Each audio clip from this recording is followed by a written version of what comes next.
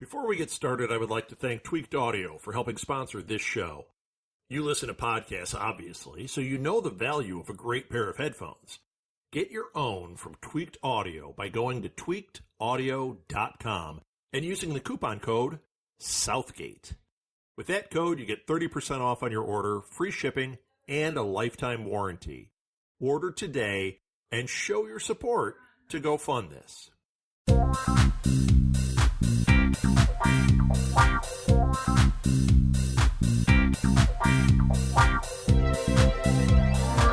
Welcome back to Go Fund This. We have another great project to discuss today and one hell of an update. Let's get into it. Today's tip: make a video for your page. I know some people out there say it doesn't matter, but it truly does. The video is the first thing people see when they go to your page, and a video has a much bigger impact than some stagnant image. Not having a video is like having a tweet without a picture. Sure, people look at it, but one is much more likely to interact with an engaging image. The video does not need to be anything spectacular. It could be even basic. Thanks for checking out this project is better than nothing. You can film on a device or a webcam, use your phone, use your whatever. Make sure that you have adequate lighting, that's key, and that the sound is good. And I recommend at least having an outline of what you want to say. Bonus points for being creative, but don't let that hold you up. I know that's something that stops people from making this video. Don't. Once again, hey, thanks for checking out this project. We've got some great tiers. I can't wait to make this happen. Boom, you're done. Plus, you might get a good piece of content that you can use across social media to help build interest if you do it right. Like I said, videos are a great marketing tool that you don't want to ignore when setting up a Kickstarter, an Indiegogo, Patreon, or whatever type of crowdfunding you're trying to do. Update: Lost Lands to Hoodle still has 15 days to go. This project needed $20,000, which it has already passed. Right now, as of this recording, Lost Lands to Hoodle is at $42,581. That is astounding. Congratulations, and thanks to all of you that have helped support this incredible project. Today I have Cory DLG discussing his Kickstarter for his new comic book series, DMA, Department of Metahuman Affairs. Here's the description from Kickstarter. DMA stands for Department of Metahuman Affairs. This is an ongoing, full-color, 22-page comic book with 8-page backups, and it is about how the government responds to a world where some people have superpowers and some don't. In the first 8 pages of this issue, the Justice League, or Avengers of this world, get half their roster murdered, stopping a bank robbery, and this sets the stage for the government to feel obligated and or pressured from the public to finally get involved in the metahuman situation, something the last several administrations and Congresses had avoided. I'll have links to Cory's social media and the Kickstarter in the show notes, so please check it out and support this project in whatever way you can. All right, here's Cory. Cory, thank you for being on the show. I'm excited to talk to you. This project is really cool. First of all, before we tell people about it, let's hear about you. Who are you, Cory? Well, thank you. I'm glad to be on the show. I'm Cory DLG. I'm of Nerd Thug Radio. We started out as a podcast, actually on an internet radio station that was all 90s hip hop. That's where the Thug comes from. And we were the only talk hour on there. And then from there, we grew into what we do now on Conroe Radio. And it's afforded me all these opportunities, one of which is I now get to make comic books, which is a lifelong dream of mine. And so this is my second project, first one on Kickstarter. And I'm really kind of excited about it. It's called the Department of Metahuman Affairs, and it's interesting. But yeah, for me, it's been all nerd all the time, pop culture since 1983, man. I get it. I live a similar life. So, Cory, I want to address something before we go on. Okay. First of all, you said your show has that hip hop thing, I want to point out that from one of my other shows, This Week in Geek, I've got a Lil on there.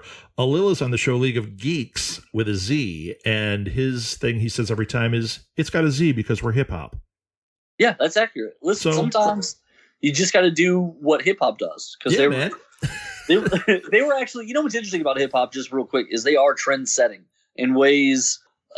Listen, Eminem was one of probably, for a minute, the most famous comic book reader in the world. And this is like the days of My Name Is, because he was one of the only people in pop culture who was like, yeah, man, I read comic books when I was a kid.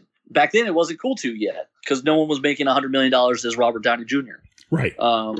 So, yeah, it's definitely like hip hop sets trends way before everything else. And I'm an 80s kid, so hip hop was like the music that was kind of coming up as like the revolutionary type music when I was a teenager and all that. I got way into all of it. And yeah, that was where we got our start. Big Yang bought Money Green Music, and it was a 90s hip hop station. And that was where Nerd Thug Radio debuted. And that's how it happened. That's how it started. Yeah, man. Okay, so tell me about your comic. This is a comic that you're launching. Oh, I got another question before we do that. Okay. You said this is your first Kickstarter. What did you do before? Indiegogo? No. I just went ahead and self-published the first couple issues of a book called Another Day at the Office. Okay. And it's a comedy. It's about a cop in a world full of superheroes. And he's just trying to do his job, but the superheroes are just kind of perpetually in the way, and he never really gets to be an officer. Like, that's really all he's trying to do, and his whole day is just littered with superheroes. All right.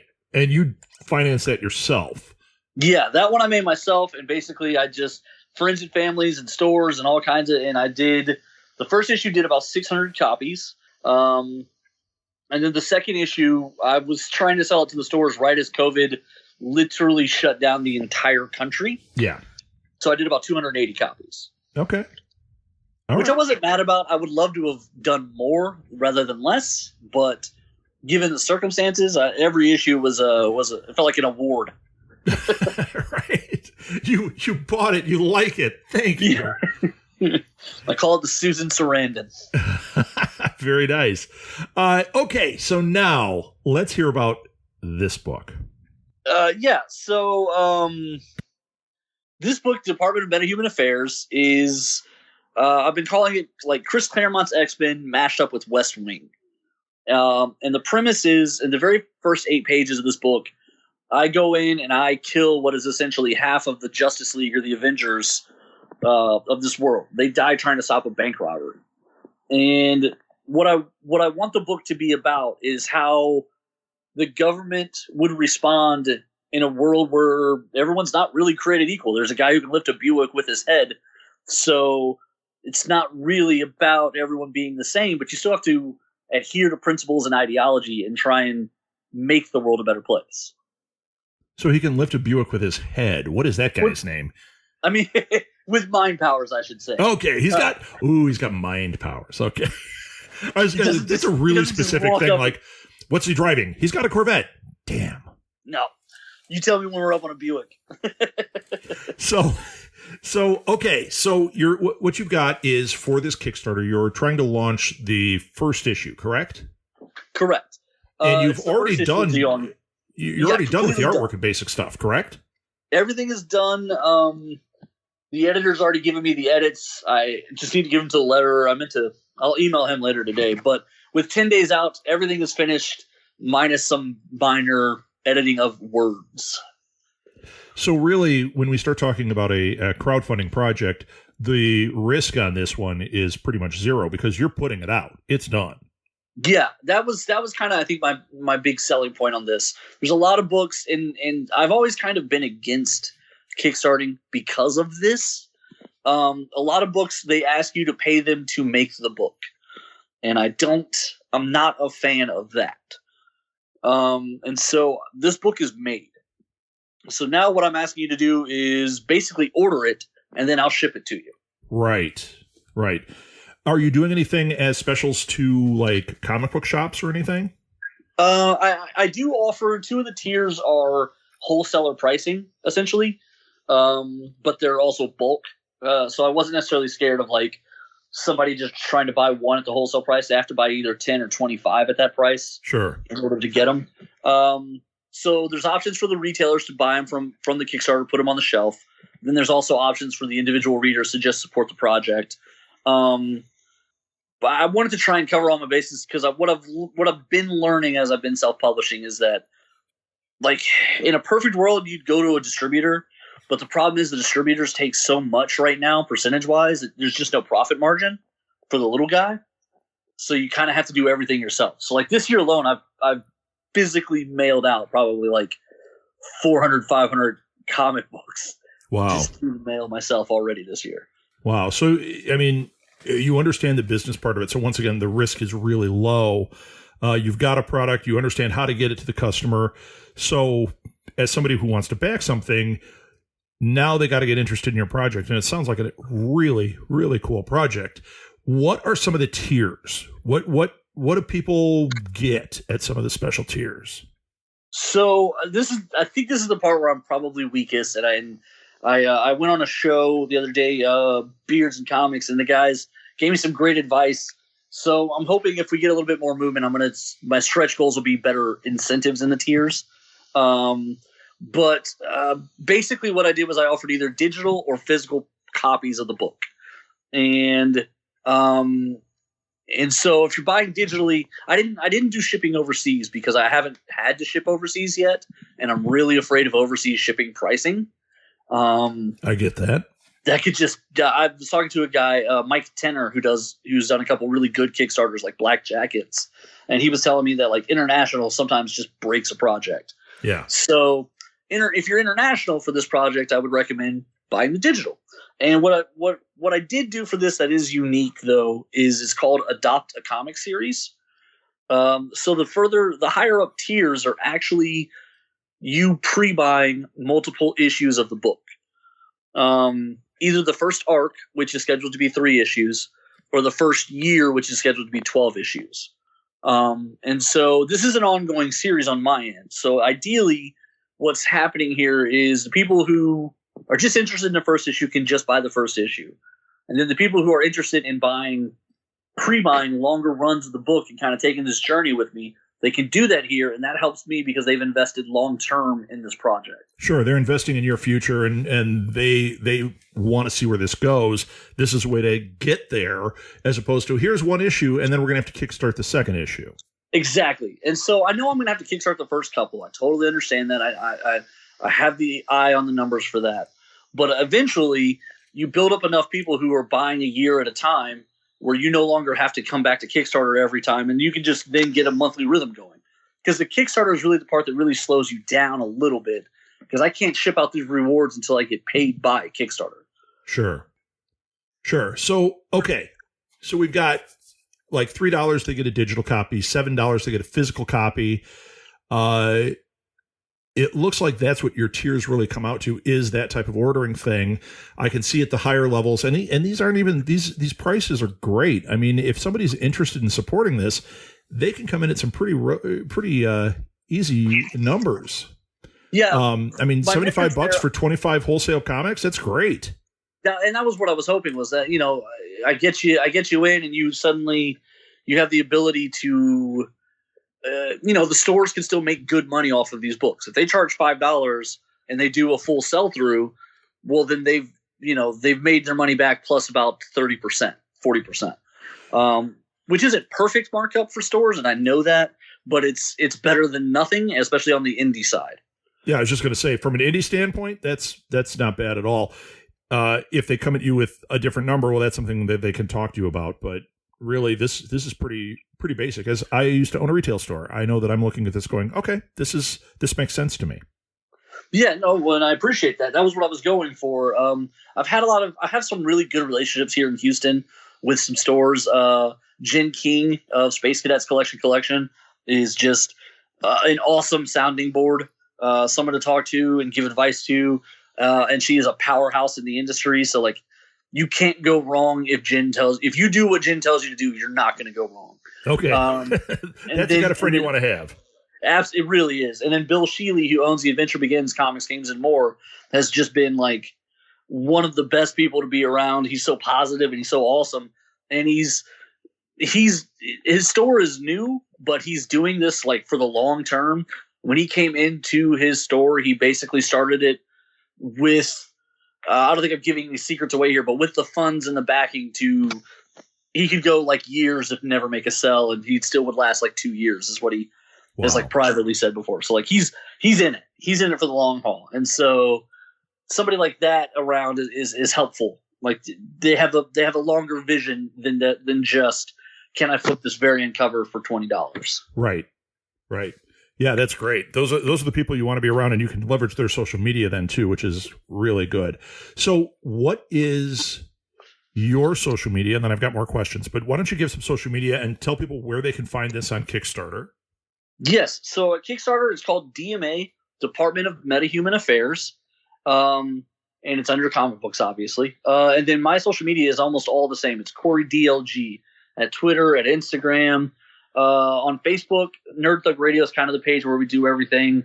So it's facebook.com/Nerd Thug Radio, all one word. But yeah, social media, I try to keep it simple because I'm a dummy. Actually, from a marketing standpoint, it's really smart to do that. So don't call yourself a dummy. You got it right, man. There you go. Look at that. So do you have any stretch goals attached to this? I have stuff I want to do, but I was kind of told not to. So right now, the first weekend we really exploded, and then we kind of cooled off because there were some really great projects around on Kickstarter right now. And I totally understand. Like, I think Keanu Reeves just launched one. Scott Snyder launched one. Like, I'm standing in the shadow of some giants, but in really a short amount of time, I'm basically raised half my funds. So I didn't want to inundate everybody with all kinds of stuff and just get ignored when all the press releases are dropping for these other guys. Right. And then now that we're coming on the home stretch here, the Kickstarter ends September 11th. So we're kind of in the final 10-day kind of sprint, 8 days, whatever it is now, where we're kind of running towards the goal line. Now I'm going to kind of blow it up a little bit more, but I was also advised to wait until I'm closer to clearing before I start telling people about stretch goals. But that might not be right. I don't know. You know what? We're all guessing, right? What's worked for one person doesn't work for the next one. So you kind of take the advice and figure out what works best for you. You're doing well though. You've got 9 days to go, correct? Yes. And you're over halfway to your goal.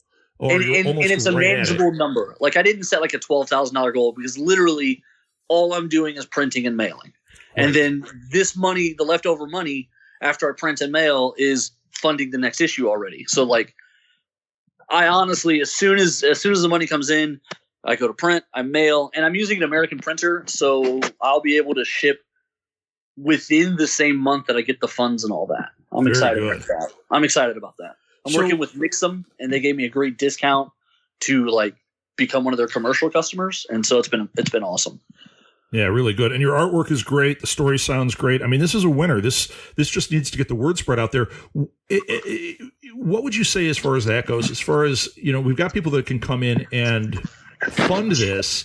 Do you think them spreading the word is just as important? Do you like them to retweet your stuff? What's your take on that? I think it really says something about a project or about something when people are inspired to put their own words up about it. Like if they look at it and they go, man, this thing looks great. Let's make sure this gets made. I think that says a lot more than if I said, hey, I need 200 of your dollars by Friday, and then they retweeted it. Like I always feel like retweets kind of always feel a little bit like, yeah, this guy said it and I like it. But I don't feel like that's as authentic, as real as when someone's like, I think probably our best endorsements as people is when something moves us to the point where we spontaneously say something. I like it. So you heard it from his mouth. Cory told you, if you like this, spread the word, but put your own words to it. That makes a lot of sense to me. I think about like your favorite movies or things that we were talking about before the show started today, things that are, what'd you say? Awful? Awesome?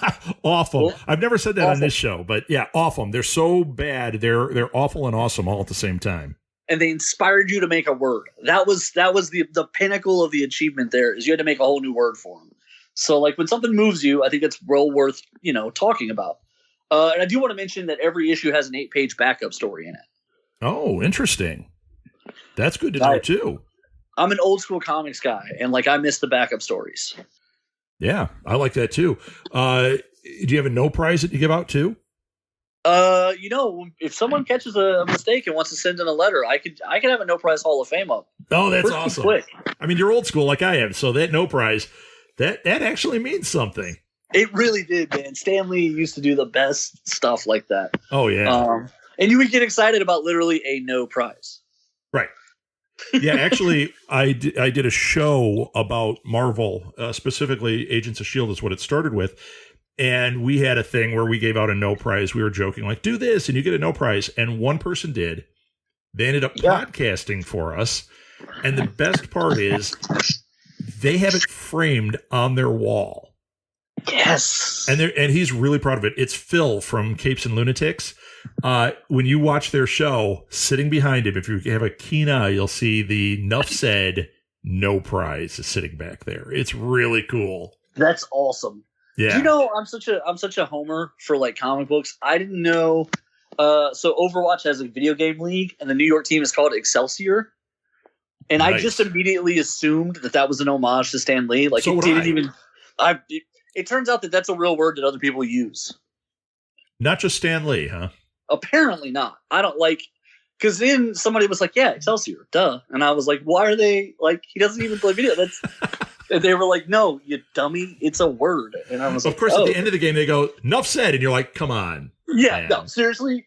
You're gonna tell me you don't know a single TLC song? Their blog is called The Soapbox. You're like, I swear, man. Somebody is in on this. It's right. Actually just Stan Lee is their mascot, and you're like, "Come on!"